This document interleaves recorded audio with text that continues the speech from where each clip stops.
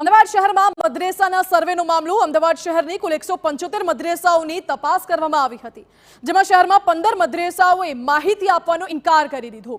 મદ્રેસાના સંચાલન અંગે તપાસમાં મોટી જાણકારી સામે આવી છે। મદ્રેસાને મળતા ફંડિંગ અંગે શિક્ષણ વિભાગને ઠોસ બાબતો હજુ નથી મળી। મદ્રેસાનું ફંડિંગ વિદ્યાર્થી પાસેથી અને દાનમાં આવતી રકમથી ચાલતી હોવાની બાબતો સામે આવી છે। જો કે અમદાવાદ ગ્રામ્ય વિસ્તારની 29 મદ્રેસા પૈકી 3 મદ્રેસાઓએ વિગતો નથી આપી।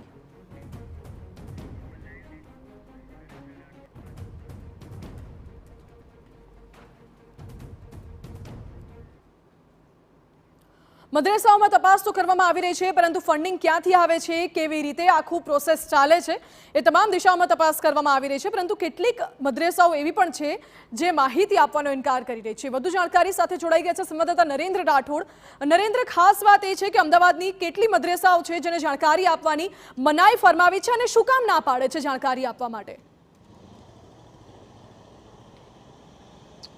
જી, શનિવારે જે દિવસે સર્વેની કામગીરી શરૂ કરવામાં આવી હતી એ દિવસે જ આપણે જોયું હતું કે કેવી રીતના કેટલીક જગ્યાઓ પર જે શિક્ષક ત્યાં સર્વેની કામગીરી માટે ગયા હતા એમની સાથે હાથાપાઈ થઈ હતી।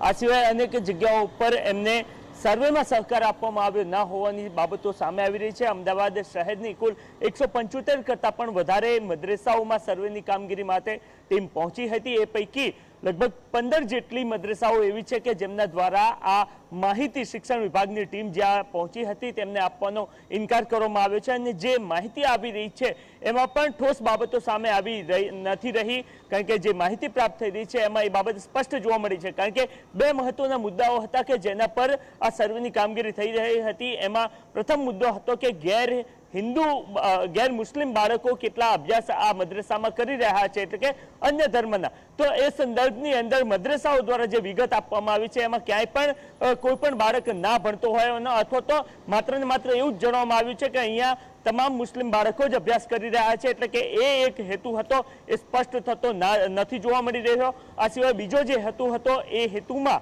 એમને ફંડિંગ મદ્રેસાઓને કેવી રીતના થઈ રહ્યું છે, આ સિવાય તેઓ શિક્ષકોને પગાર ત્યાં ચૂકવી રહ્યા છે એ કેવી રીતના ચૂકવી રહ્યા છે એ બાબત સ્પષ્ટતા એ જરૂરી હતી અને એના જ કારણે આ સર્વેની કામગીરી હાથ ધરાઈ હતી। પરંતુ જે વિગતો પ્રાપ્ત થઈ છે એમાં માત્ર ને માત્ર એવું દર્શાવવામાં આવી રહ્યું છે કે કોઈ લોકો દાન કરી રહ્યા છે, કોણ લોકો દાન કરી રહ્યા છે એની સ્પષ્ટતા નથી। આ સિવાય બાળકો પાસેથી રૂપિયા પ્રાપ્ત થઈ રહ્યા છે, એટલે કે ફીના સ્વરૂપમાં રૂપિયા પ્રાપ્ત થઈ રહ્યા છે અને એમાંથી જ આ મદ્રેસાઓ ચાલી રહી છે એ પ્રકારની વિગત આપવામાં આવી છે અને એના જ કારણે જે બાબત અથવા તો જે હેતુ હતો એ સ્પષ્ટ થતો અત્યારે હાલ જોવા નથી મળી રહ્યો। આ સિવાય જે અન્ય વિગતો કેટલીક સામે આવી છે એમાં જે નોંધાયેલી છે, અમદાવાદ શહેરની વાત કરવામાં આવે તો કુલ 175 નોંધાયેલી છે અને ત્યાં સર્વે માટે ટીમ ગઈ હતી, પરંતુ એ સિવાય લગભગ 15 કરતાં પણ વધારે મદ્રેસાઓ એવી છે કે જે નોંધાયેલી નથી અને ચાલી રહી છે। એ સંદર્ભમાં આવતીકાલે ફરી એકવાર આ ટીમો દ્વારા સર્વેની કામગીરી કરવામાં આવશે અને ના નોંધાયેલી જે મદ્રેસાઓ છે ત્યાં ચાહે પોલીસના સાથ સાથે અથવા તો સ્થાનિક અગ્રણીઓને સાથે લઈને સર્વેની કામગીરી આવતીકાલથી શરૂ કરવામાં આવનાર છે। જી નરેન્દ્ર, આભાર આપનો। એટલે હાલ પૂરતી તો એવી જાણકારી છે કે શિક્ષણ વિભાગે જે તપાસ કરી તેમાં અમદાવાદની 15 જેટલી એવી મદ્રેસાઓ છે કે જેમણે શિક્ષણ વિભાગને જાણકારી આપવાનો ઇનકાર કરી દીધો છે।